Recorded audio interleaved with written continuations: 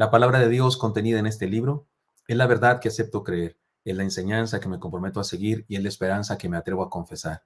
Nada me impide recibirla, nadie me evitará que la haga parte de mi vida y por ningún motivo dejaré de proclamarla. Estoy aquí para leerla, oírla y vivirla diariamente. Amén. Oremos, Señor Santo, gracias por tu palabra preciosa que hoy nos das, Señor, para que la estudiemos y aprendamos algo. Tal vez tienes para nosotros consejo, consuelo, aliento, fortaleza, esperanza, sanción, disciplina, reprensión, lo que tengas para nosotros hoy, Señor. Háblanos según cada uno de nosotros necesita. Bendícenos, haz ese milagro que así sea, que cada uno de nosotros reciba lo que ti necesitamos. Te lo pedimos en Cristo Jesús. Amén. Amén. Retomamos, hermanos, porque hemos tenido un tiempo así como de transición con diferentes mensajes navideños, después otra serie, y ahora regresamos a una serie que teníamos aún antes de Adviento, que se llama Vivamos con Visión de Victoria. Ha sido una serie extensa porque hemos abordado diferentes textos bíblicos. Nos hemos quedado en algún texto bíblico estudiándolo por completo, parte por parte, y luego vamos a otro y a otro. Ahora estamos en uno, tal vez el más extenso de toda esta serie, que es Hebreos 12, 1 al 29. Esta es la parte número 13. Vivamos con visión de victoria. Y como estamos hablando de esto de visión, y en un principio les compartí muchas frases acerca de la visión, acerca de la vista, pues hablando de frases, vayamos a la Biblia. En Proverbios 6:6 dice, ve a la hormiga, oh perezoso, mira sus caminos y sé sabio. Mira nomás, la Biblia nos dice, ve a la hormiga. A lo mejor usted dice, no, que nos dijera, ve el universo, ve ¿cómo se llama? Cuando se esconde el sol, la puesta de sol. La puesta de sol, el crepúsculo, ve el amanecer, ve. Pero aquí dice el Señor, inspira el Señor a Salomón o a alguno de sus escribanos, ve a la hormiga, oh perezoso. ¿Quién pensaría que de la hormiga hay sabiduría? Sí, ve a la hormiga, oh perezoso, y sé sabio. Y luego sigue diciendo, mira su camino y que no tienen, y cómo trabaja en el verano, etcétera, etcétera. Es tan importante tener visión de todo, que aún los insectos creados por Dios tienen enseñanzas para nosotros. No vamos a estudiar ese pasaje de Proverbios, un día de esto lo estudiaremos, ya lo hemos estudiado. Creo que hubo una serie de devocionales basadas en Proverbios. Recuerda usted que estudiamos todos los Proverbios de la Biblia y sacamos enseñanzas, pero hoy no vamos a hacer eso, solamente que recordemos eso de tener visión, de vivir con visión y luego de victoria, es importantísimo. Recordemos, la base de nuestra reflexión es esta. Es Hebreos 12, pero los versículos 2 al 3 dicen así: puestos los ojos en Jesús, el autor y consumador de la fe. Esa es la base más fundamental. El cual por el gozo puesto delante de él sufrió la cruz, menospreciando el oprobio, y se sentó a la diestra del trono de Dios. Considerad aquel que sufrió tal contradicción de pecadores contra sí mismo, para que vuestro ánimo no se canse hasta desmayar. Esta es la esencia de nuestra serie. Ahora ya estudiamos estos versículos y después de estudiar estos versículos fuimos estudiando otros y otros y otros. Y ahora vamos más adelante ya en este pasaje. Pero recuerden que en nuestra serie, Vivir con Visión de Victoria, hemos aprendido que solo hay una cosa peor que enfrentar la vida sin visión. Solo hay una cosa peor que enfrentar la vida sin visión. Enfrentar la vida con visión de derrota. Estamos comenzando el año. ¿Qué día es hoy del año? ¿Qué día es? ¿10 y qué? Ay, 14. 14, es 14 apenas. Sí, acá está, día 14 de enero. Por favor, no comencemos este año, no sigamos este año con una visión de derrota. No, hoy este año va a estar difícil. ¿Dónde iremos a parar, comadrita? No, es que el año pasado y estos años nos han dejado muy mal. Espéreme, hermano. No tener visión, no tener un derrotero, un propósito en la vida es terrible. Pero hay una cosa peor, tener una visión de derrota está peor, es peor eso. Por eso tengamos cuidado. También aprendimos que la victoria es parte de la vida cristiana, por eso la palabra nos llama más que vencedores. O sea que no debería ser difícil para nosotros vivir con visión de victoria.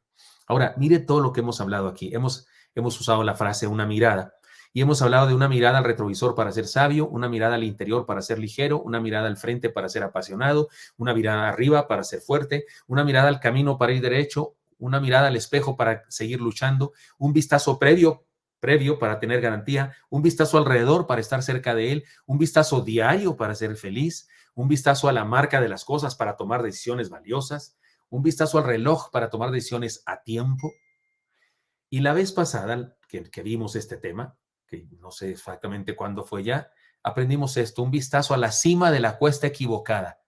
Cuidado con tener una meta, un lugar a donde queremos subir y resulta que es la cuesta equivocada. Eso es lo peor que nos puede pasar. Ir a esforzarnos por subir una cuesta y resulta que es la cuesta equivocada. El texto dice, de esa ocasión que estudiamos esto, dice, ustedes no se han acercado a una montaña que se pueda tocar o que esté ardiendo en fuego, ni a oscuridad, tinieblas y tormenta, ni a sonido de trompeta, ni a tal clamor de palabras que quienes lo oyeron suplicaron que no se les hablara más, porque no podían soportar esta orden. Será apedreado todo aquel que toque la montaña, aunque sea un animal. Tan terrible era este espectáculo que a Moisés dijo, estoy temblando de miedo. Aprendimos en esa ocasión con este texto, el autor o la autora de la carta a los hebreos le dice a los creyentes del Nuevo Testamento, del primer siglo, ya no está hablando a los hebreos del Antiguo Testamento cuando pasó esto con Moisés, sino está hablando a los cristianos de los primeros convertidos, y le dice, ustedes no subieron la montaña, digamos, material, la montaña física, en donde hasta miedo tenían los hebreos. Hasta Moisés decía que estaba temblando de miedo, Dios se manifestaba, y en ocasiones con juicio, con sus leyes, y por eso tenían miedo algunos de ellos. Y lo que está diciendo, y aprendimos en esa ocasión, que no subamos la montaña de la religiosidad. Dijimos, vivamos con visión de victoria subiendo la montaña de la fe y no la de la incredulidad. Subamos la montaña de la vida y no la de la muerte. Eso aprendimos en ese último estudio de este tema. Pues he aquí la enseñanza de hoy. Hoy más que nunca había que hacer una especie de resumen, ¿no?, de todo lo pasado para ponernos en el contexto. Hoy, si ya aprendimos la vez pasada de no subir la montaña equivocada, pues hoy echémosle un vistazo a la cima del éxito, o sea, a la cima correcta. Dice así Hebreos 12, 22 al 24, y lo vamos a leer en la Nueva Versión Internacional. Un vistazo a la cima del éxito dice así. Por el contrario, o sea, no la otra montaña. Por el contrario, ustedes se han acercado al monte Sión, a la Jerusalén celestial, a la ciudad de Dios viviente. Se han acercado a millares y millares de ángeles, a una asamblea gozosa, a la iglesia de los primogénitos inscritos en el cielo. Se han acercado a Dios, el juez de todos, a los espíritus de los justos que han llegado a la perfección, a Jesús, el mediador de un nuevo pacto, y a la sangre rociada que habla más fuerte que la de Abel. Hebreos 12, 22, 24, en esa Nueva Versión Internacional. Sé que el lenguaje es muy judío, el lenguaje es muy hebreo, muy estilo Antiguo Testamento, es la carta a los hebreos precisamente. No es un escrito como los de Pablo, no como los de Juan, es un escrito muy al estilo del conocimiento del Antiguo Testamento, y por eso conviene que lo interpretemos y lo analicemos. Hay varias enseñanzas sobre este tema que se llama un vistazo a la cima del éxito, y no voy a acabar en un solo día. Este vistazo a la cima del éxito va a tener varios puntos y vamos a desglosarlos en diferentes sábados. Así es que a ver hasta dónde llego el día de hoy, porque recuerden, esto más que sermones son estudios bíblicos que espero que sean profundos para nosotros, pero prácticos para vivirlos. Entonces, sí subamos a la montaña del éxito, a la verdadera, a la cima auténtica, no a la pirata del temor, de la muerte, de la religiosidad, del legalismo. Ahora aquí en este pasaje se nos describe la cima verdadera, la montaña de la fe, es algo espiritual. El autor o la autora de la carta a los hebreos está diciéndonos que aquel monte de aquella ocasión era un símbolo de algo espiritual, y que es este asunto espiritual el que debemos subir. Se trata de la montaña de la fe, la cumbre del verdadero cristianismo. El autor o la autora de esta carta nos aclara que este sí es el verdadero monte que debemos subir. Si vamos a esforzarnos por seguir adelante, por tener una visión, por vivir con una visión de victoria y vamos a subir alguna cuesta, que sea esta, que sea este monte. Se trata de la experiencia verdadera de la plenitud, la felicidad, el éxito. Ahora, para definirla, porque usted me estará pensando, sí, pastor, pero ¿cuál es esa montaña? A ver, explíquemelo bien. Pues es el monte Estrella. ¿La Estrella se llama así, un cerro de la Estrella?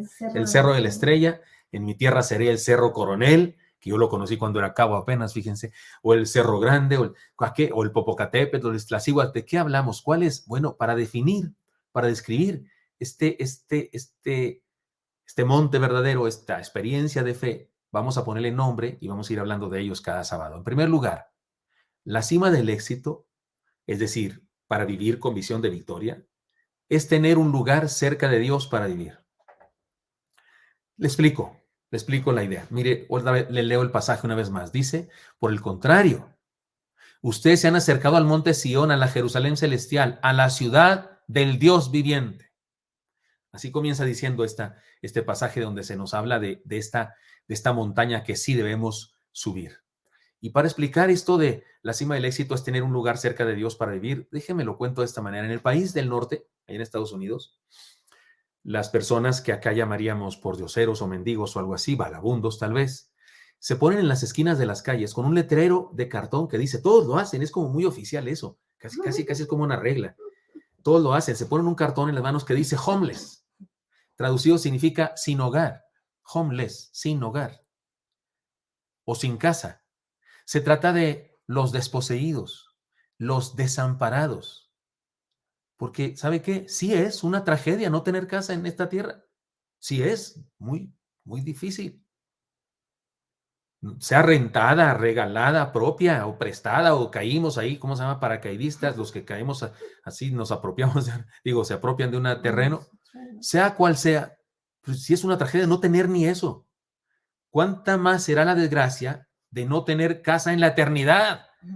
O sea, si usted piensa, sí, no, yo no tengo casa aquí en la tierra, pero ni en la eternidad, ni en la eternidad. Yo les he contado que nosotros ahora en este lugar donde vivimos es una casa que Dios nos ha regalado, es de Dios, por supuesto, es de Él. Por eso ha servido muchas ocasiones para reuniones de los siervos de la zarza. ¿Cuántos años duró nuestra zarza? La zarza más grande que ha habido aquí en Oreb. Llegamos a ser más de 100 personas, por eso la desbaratamos, porque no era correcto que fuera así.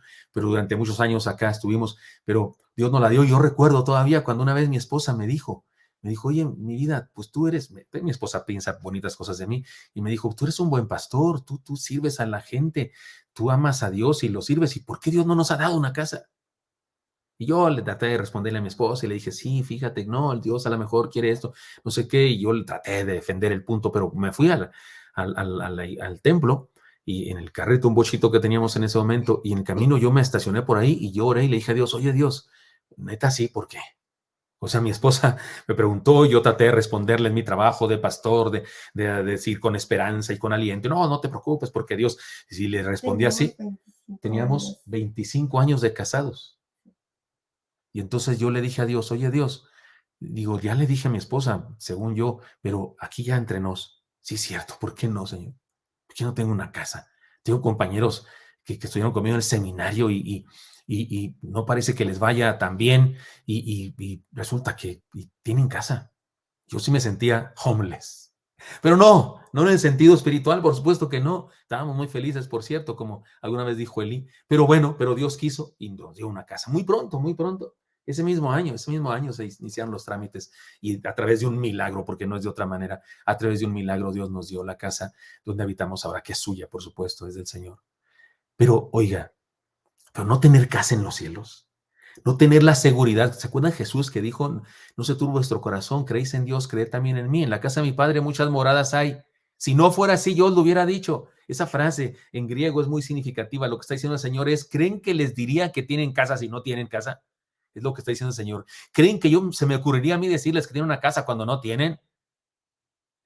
¿Cuánta más será la desgracia de no tener casa en la eternidad? Hermanos míos, no hay éxito en la vida sin la seguridad de un hogar más allá de ella. No hay vida con visión de victoria sin la seguridad de un hogar allá en los cielos. Yo no sé cómo hacen los ateos para vivir, para levantarse cada mañana. No entiendo. Deben de tener alguna fe en alguna otra cosa, yo qué sé, porque cómo pueden levantarse sin la conciencia. Tal vez se evaden en diferentes cosas, en su filosofía, en sus ideas, se enorgullecen de lo que saben o de sus pensamientos o de lo que han conseguido materialmente, y tal vez de esa manera lo hacen para evadirse de la terrible tragedia de no tener seguridad. ¿A dónde vas a ir cuando te mueras? ¿Cómo podríamos subir una cuesta sin la seguridad de que existe una cumbre? ¿Cómo? ¿Cómo subes un lugar y no sabes que hay una cumbre? O sea va subiendo y subiendo y subiendo y no sabes que dónde se va a acabar. ¿Nunca has visto un gusanito, una oruga, que se mete a su casa, de su jardín se mete a su casa, y de repente agarra por la pared de la casa el gusanito y empieza a subir por la pared de su casa? ¿Sabe una cosa? Su cerebro diminuto no sabe que va subiendo. Él no tiene arriba y abajo. Él vive en una dimensión, en 2 dimensiones, plana, para allá y para acá. Es todo lo que sabe. Él no conoce el asunto de esta otra dimensión. Entonces él va subiendo y no sabe por qué cada vez le cuesta más trabajo, porque está pesado, ¿no? Y cada vez se cansa más porque va hacia arriba y va soportando su peso. Y no sabe. De hecho, se suelta tantito y se cae y vuelve a comenzar. Porque él no entiende que vas para arriba.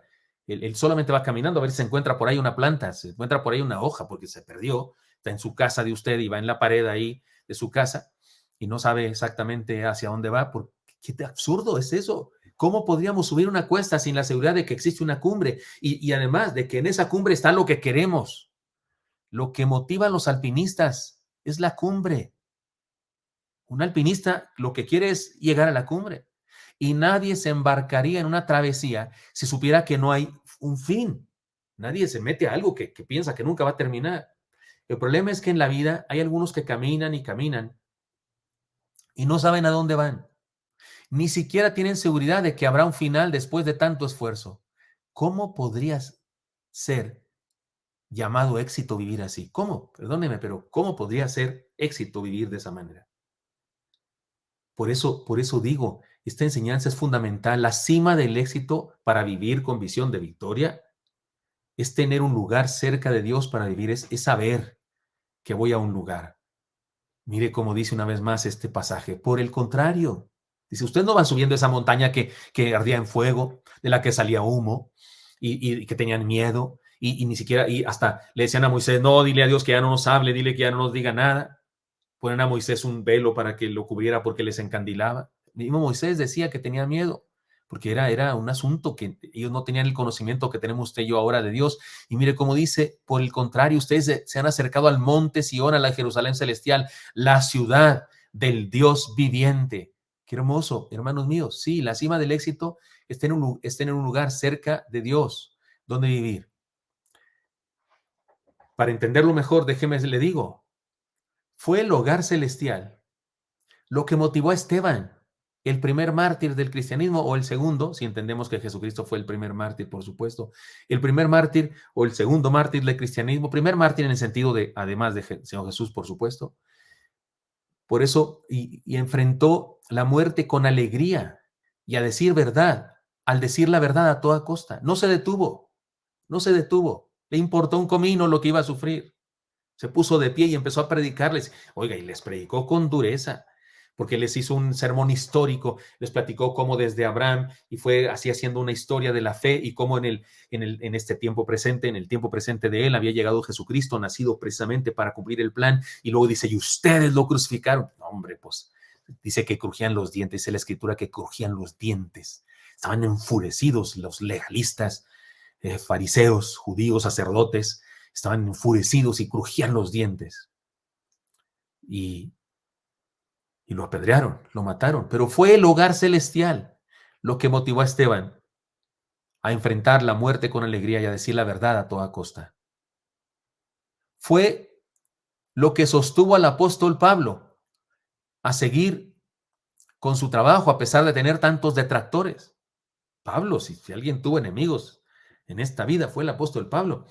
Lo peor es que tenía enemigos en el Imperio Romano, tenía enemigos en la cultura judía, entre los religiosos, y tenía enemigos dentro de la iglesia, porque, Dios mío, había fuego amigo también. Eso siempre hay en las iglesias, siempre hay fuego amigo, se llama, ¿no? En la política.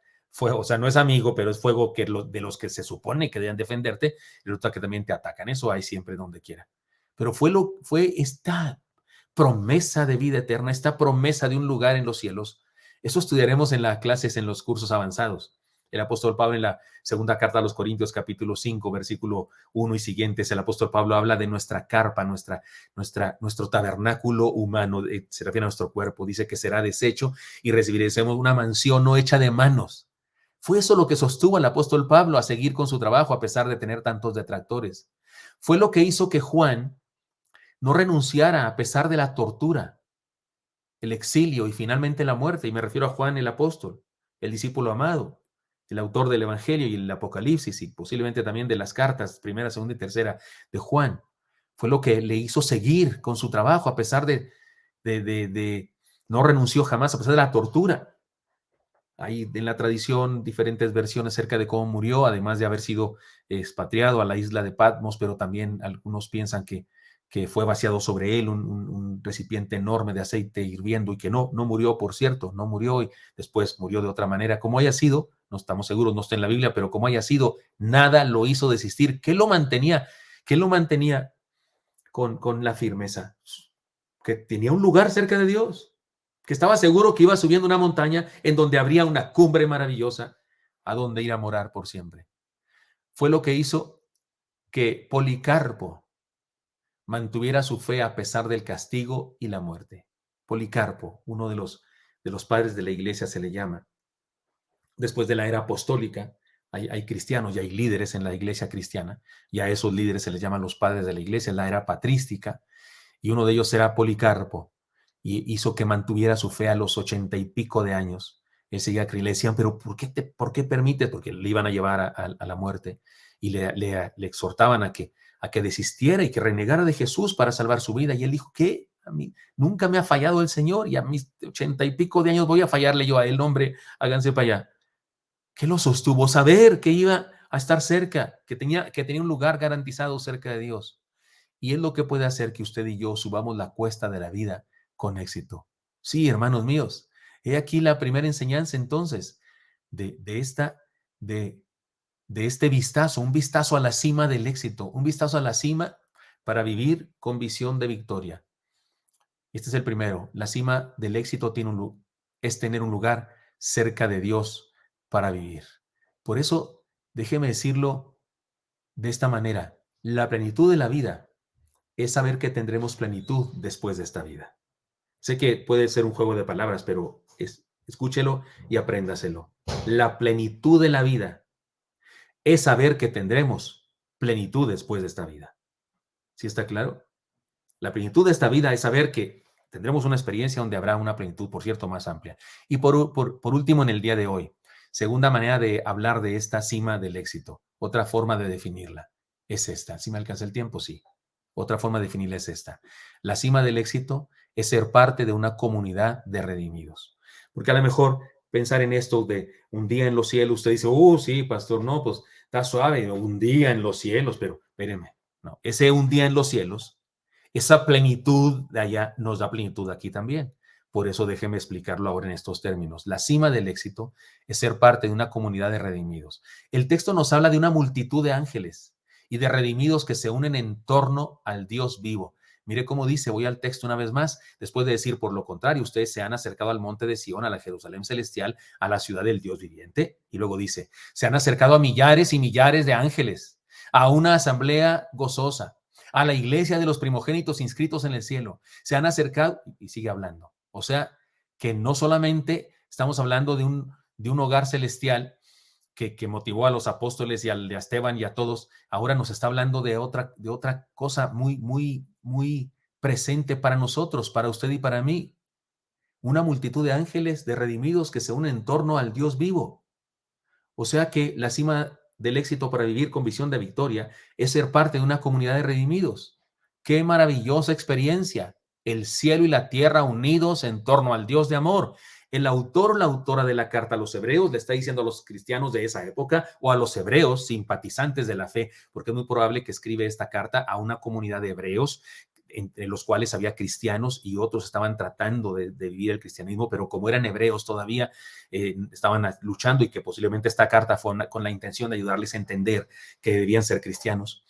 Y le está diciendo a esta comunidad que ser cristiano es unirse con los que están en el cielo, es ser parte de una comunidad que no solo incluye a los compañeros que se sientan junto a ti en la banca al lado, sino que incluye a los compañeros de otras épocas que ya están con el Señor. O sea que cuando usted y yo adoramos al Señor, cuando usted y yo celebramos al Señor, cuando usted y yo ejercemos la vida cristiana y andamos por la vida proclamando al Señor, ¿qué cree? Estamos unidos a Pedro, a Juan, a Jacobo, a María, Marta, a Lázaro, estamos unidos a ellos. O sea, somos parte de esa comunidad. ¿No se acuerdan cuando aquel centurión se convierte y al Señor Jesucristo le causó una gran impresión su fe tremenda que tenía? Aquel centurión que dijo a Jesús que no tenía que ir a su casa, que diera la orden.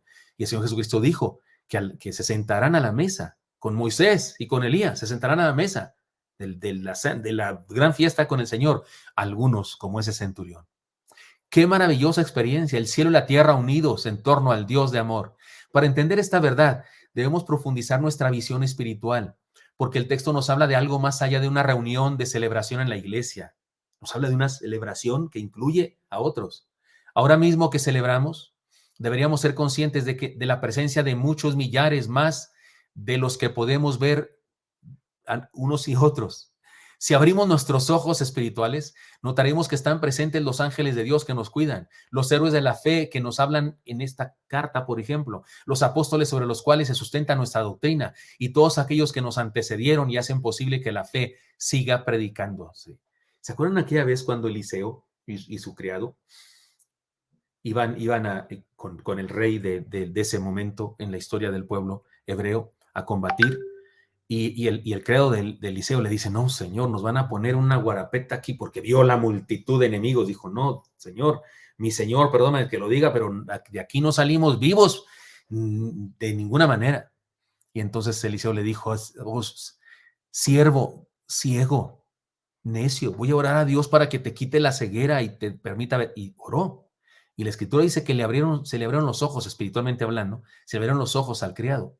Y vio una multitud de guerreros, de luz, de guerreros bien armados en los montes, por todas partes. Estaba viendo espiritualmente, estaba viendo el ejército celestial que había venido a ayudar a los hebreos.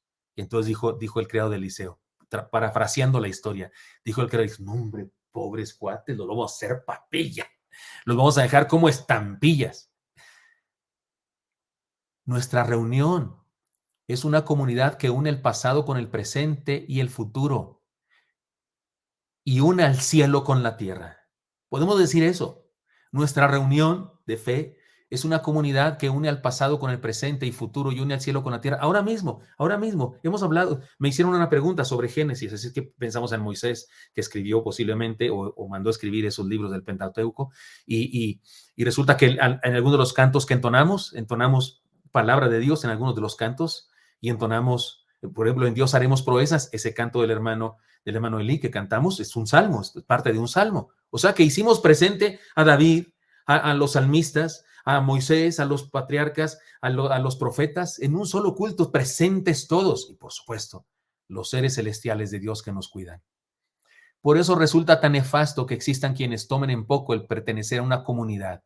Por eso es tan terrible que hay a quienes piensan que eso de ser parte de una iglesia no es nada. No, yo vivo mi fe personalmente, yo no creo en la institución, no creo en el cristianismo, pero no en la institución de la iglesia. Qué ridículo te oyes diciendo eso. Si no crees en la palabra de Cristo, no crees en Cristo.